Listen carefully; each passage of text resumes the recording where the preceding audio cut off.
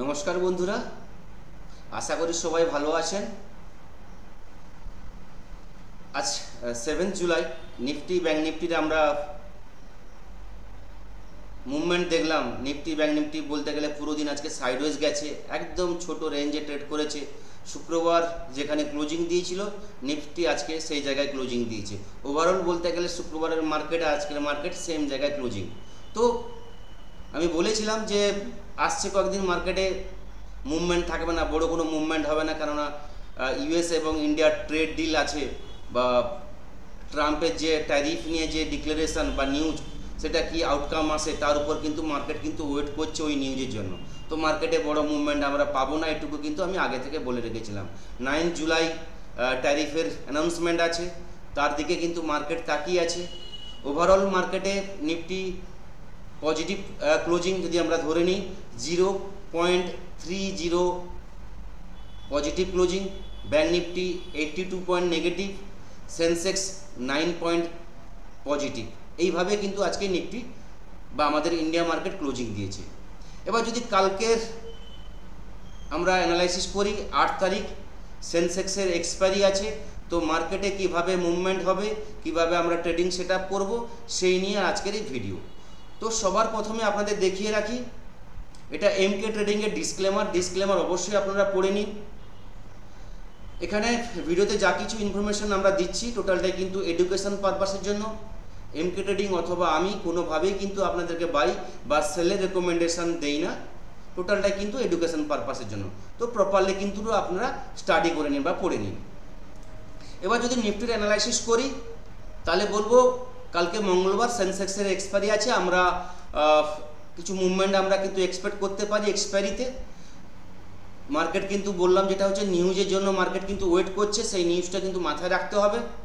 মার্কেটে খুব একটা বড় মুভমেন্ট হবে না, কালকে ফ্ল্যাট ওপেন হওয়ার চান্স বেশি আছে, flat to positive, flat to negative, এইভাবে কিন্তু মার্কেট কালকে কিন্তু ওপেনিং হতে পারে। খুব একটা বড় গ্যাপ আপ গ্যাপ ডাউন হওয়ার চান্স কিন্তু খুব কম আছে। এবার নিফটি আজকে যে জায়গায় ক্লোজিং দিয়েছে, বা নিফটি যদি আজকে হাই আমরা দেখে নিই 25,488, বলতে গেলে 25,490, তাহলে বলবো একটা রাউন্ড ফিগারে 25,500।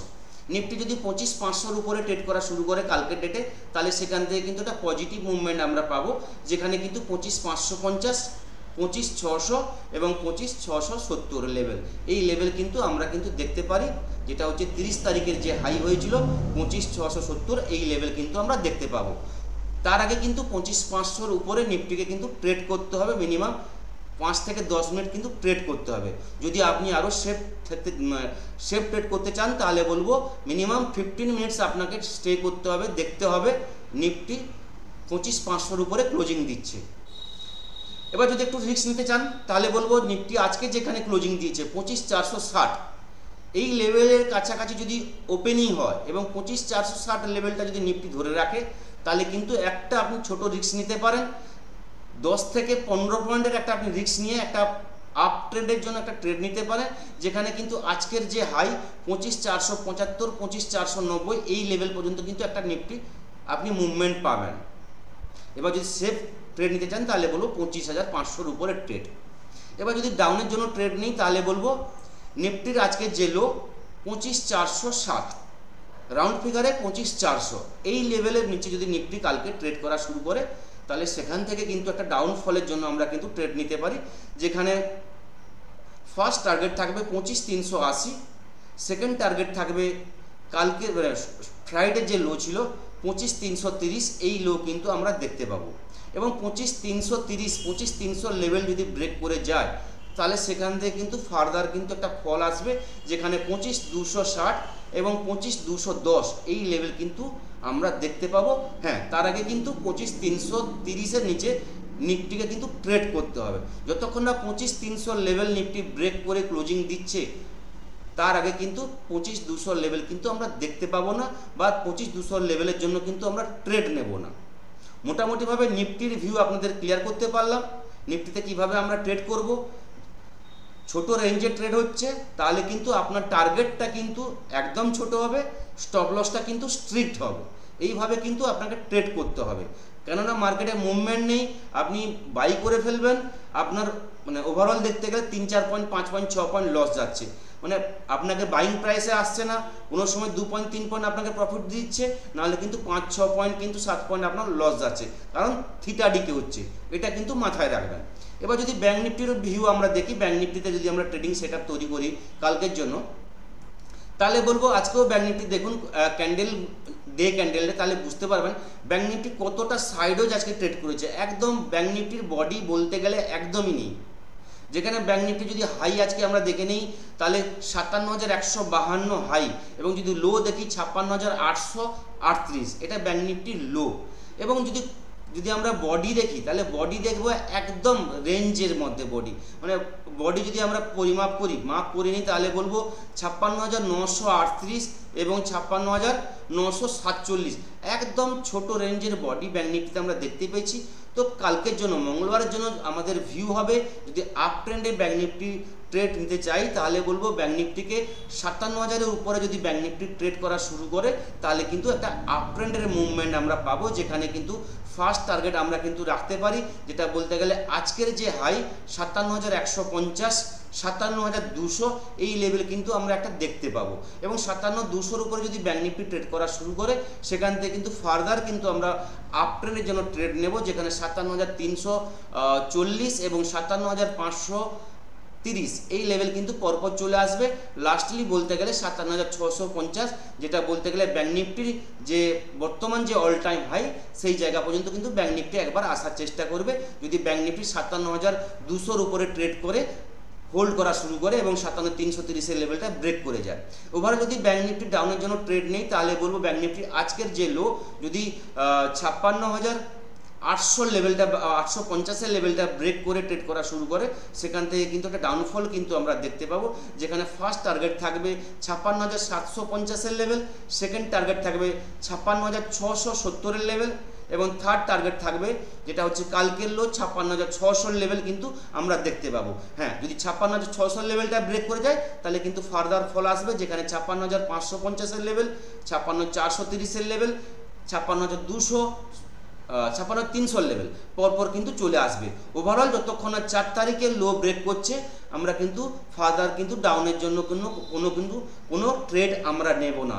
তো 56,600 লেভেলটা কিন্তু আমাদের প্রপারলি মার্ক করে রাখতে হবে, এটা কিন্তু মাথায় রাখতে হবে। এবং 56,600-র কাছাকাছি যদি আসে এবং যদি আমি ডাউন ট্রেনে ট্রেড থাকে তাহলে কিন্তু বলবো একবার প্রফিট বুকিং করে আপনাকে কিন্তু ওয়েট করতে হবে। এইখান থেকে যদি পজিটিভ কোনো কিছু আপনি ক্যান্ডেল পান তাহলে কিন্তু অবশ্যই বলবো এখানে কিন্তু পজিটিভ ট্রেড নিতে ভুলবেন না। এখান থেকে মিনিমাম আপনি 200 পয়েন্টের একটা ইন্ডেক্সে মুভমেন্ট পাবেন, সেখানে কিন্তু আপনার অপশানে 80 থেকে 100 পয়েন্টের নিমেষে কিন্তু আপনি এটা র্যালি পাবেন। তো এই জায়গাটা কিন্তু মনে রাখবেন। এবার যদি সেন্সেক্সের আমরা ভিউ দেখে নিই তাহলে সেন্সেক্সের বলবো, যেহেতু কালকের সেন্সেক্সের এক্সপায়ারি আছে তাহলে বলবো সেন্সেক্স আজকে 9 পয়েন্ট পজিটিভ ক্লোজিং দিয়েছে। এবার সেন্সেক্সে যদি আমরা ট্রেড নিই তাহলে বলবো সেন্সেক্সের আজকের যেটা হাই, যদি আজকে সেন্সেক্সের হাই দেখে নিই 83,515, রাউন্ড ফিগারে বলবো 83,500, এর উপরে যদি সেন্সেক্স ট্রেড করা শুরু করে তাহলে কিন্তু একটা আমরা আপ ট্রেন্ডের জন্য ট্রেড নিতে পারি 83,500। এর উপরে ট্রেড করা শুরু করলে তাহলে কিন্তু একটা আপ ট্রেন্ডের জন্য আমরা ট্রেড নেব, যেখানে সেন্সেক্সের ফার্স্ট টার্গেট থাকবে 83,750, এবং 83,750-র উপরে যদি সেন্সেক্স ট্রেড করা শুরু করে তাহলে কিন্তু 84,000-এর দরজা কিন্তু ওপেন হবে, এবং এই লেভেলটা কিন্তু কালকের ডেটে কিন্তু আমরা দেখতে পারি। তার আগে কিন্তু 83,750-র উপরে কিন্তু সেন্সেক্সকে ট্রেড করতে হবে, এইটুকু মাথায় কিন্তু রাখবেন। এবার যদি ডাউনের জন্য ট্রেড নেই সেন্সেক্সে তাহলে বলবো সেন্সেক্স যতক্ষণ না 83,250 লেভেলটা ব্রেক করছে ততক্ষণ কিন্তু ডাউনের জন্য কিন্তু ট্রেড নেব না। এই লেভেলের নিচে ট্রেড করলে ডাউনের জন্য আমরা ট্রেড নেব, যেখানে সেন্সেক্সের ফার্স্ট টার্গেট থাকবে 83,000, এবং 83,000 এলে একবার প্রফিট বুকিং অবশ্যই করে নেবেন। এটা একটা সেন্টিমেন্ট লেভেল, এখানে কিন্তু মার্কেট বায়ার একবার চেষ্টা করবে মার্কেটকে বা সেন্সেক্সকে আপ নিয়ে যাওয়ার জন্য। তো এই জায়গাটা মাথায় রাখবেন। হ্যাঁ, আপ যাওয়ার পর যদি আবার এখান থেকে বাউন্স নিয়ে এই থাউজেন্ড লেভেলটা যদি ব্রেক করে যায় তাহলে কিন্তু ফার্দার কিন্তু ফল আমরা দেখতে পাবো, যেখানে 82,800 লেভেল কিন্তু আমরা দেখতে পাবো, এবং 82,800 লেভেল যদি ব্রেক করে যায় তাহলে কিন্তু 82,700 লেভেল কিন্তু পরপর কিন্তু আমরা দেখতে পাবো। বাকি লেভেল যদি আরও ডাউন হয় তাহলে কিন্তু আমি লাইভ মার্কেটে কিন্তু আপনাদের ইনফর্ম করব। তো এই থাকলো নিফটি, ব্যাঙ্ক নিফটি এবং সেন্সেক্সের ভিউ কালকের জন্য। যদি ওভারঅল গ্লোবাল মার্কেট আমরা দেখে নিই তাহলে আরও জিনিসটা কিছুটা আমাদের কাছে ক্লিয়ার হয়ে যাবে, কালকের মুভমেন্ট আমরা কিভাবে পেতে পারি। ওভারঅল ইউএস মার্কেট যদি আমরা দেখে নিই তাহলে দাউ এখন বলতে গেলে 81 পয়েন্ট নেগেটিভ ট্রেড করছে, S&P 500 51 পয়েন্ট পজিটিভ ট্রেড করছে, ন্যাসড্যাক 207 পয়েন্ট পজিটিভ ট্রেড করছে, দাউ 60 পয়েন্ট নেগেটিভ। যদি ইউরোপ মার্কেট দেখি তাহলে FTSE 12 point negative, CAC DAX positive trade করছে, Asian market GIFT Nifty future 40 point positive trade করছে, Nikkei 223 point negative, Taiwan 118 point negative trade করছে। বাকি Asian market flat to positive trade করছে। Overall গ্লোবালের দিক থেকে তেমন কোনো খারাপ সেন্টিমেন্ট আমরা দেখতে পাচ্ছি না, ফ্ল্যাট এবং ফ্ল্যাট টু পজিটিভ মুভমেন্ট করছে গ্লোবাল মার্কেট। ইউএস মার্কেট রাত্রে আরও কীভাবে ট্রেড করে সেটা কিন্তু পরপর কিন্তু আমরা দেখতে পাবো।